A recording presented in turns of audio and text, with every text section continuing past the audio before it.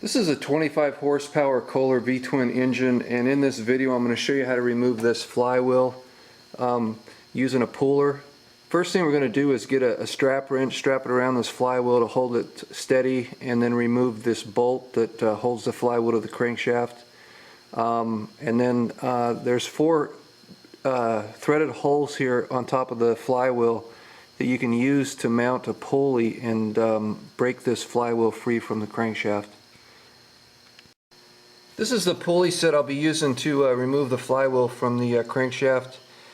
First thing you want to do is find the correct bolts that will fit in those threaded holes I showed you on the flywheel, and the correct length. These are the bolts I'll be using. This is the main body of the puller. Get a couple of washers for these bolts.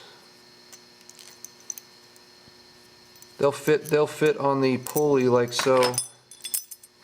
And then they'll screw into the flywheel, and then this center piece will attach to the main part of the pulley like so, and will come into contact with the crankshaft.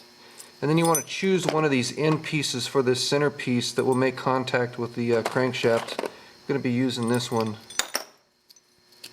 and it goes together like this. First thing you want to do is take your strap wrench, work it around the flywheel, and you'll use a strap wrench to hold the flywheel while you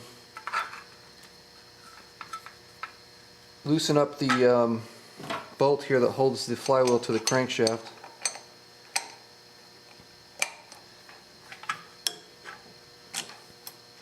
Which wasn't on very tight. Then remove the center bolt, or the flywheel bolt. Remove the strap wrench. Now you want to take your pulley and take these bolts that you found that will fit inside the threaded holes in the flywheel. As a general rule, you want to screw these in 1.5 times the diameter of the bolt. So probably about that much, but since I have plenty of room to spare, I'm going to tighten these up as much as I can.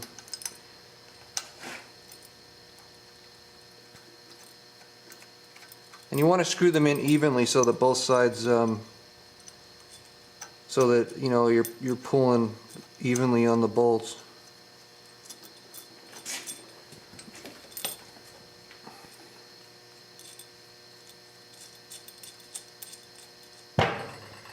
And I can tell by how much thread is sticking out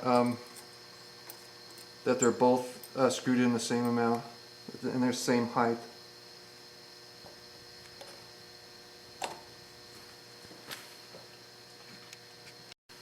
Now that you have both these puller bolts tightened down the same amount so that they're both even, take your strap wrench and attach it again to the flywheel so you can hold the flywheel.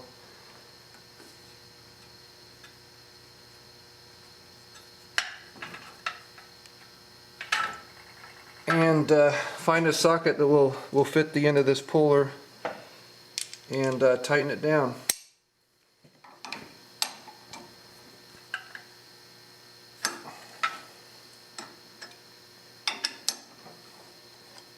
Oh, and also make sure that your puller is centered on this as close as you can.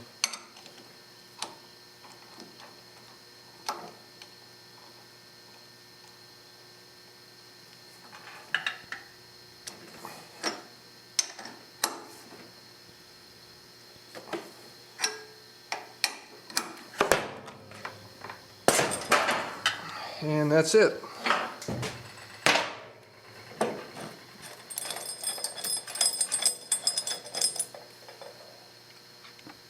Here's another angle of the pulley. You can see I had those puller bolts tightened down pretty even. Kind of bent this one washer here. But the flywheel's off.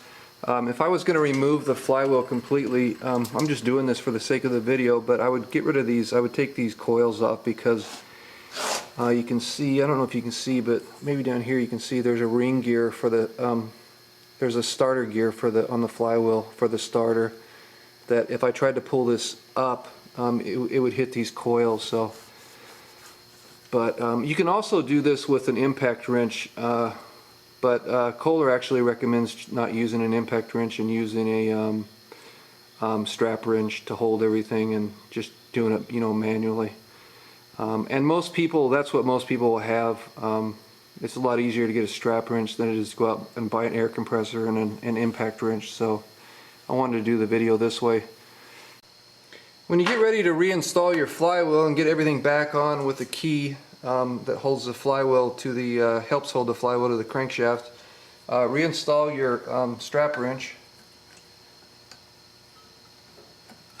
and get your manual and find out what the torque should be for your flywheel bolt. On this engine it should be 49 foot-pounds, so go ahead and reinstall your bolt.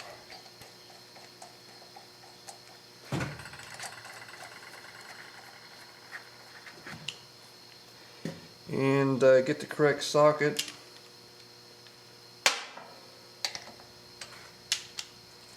And set up your torque wrench for 49 foot-pounds and tighten it up to spec.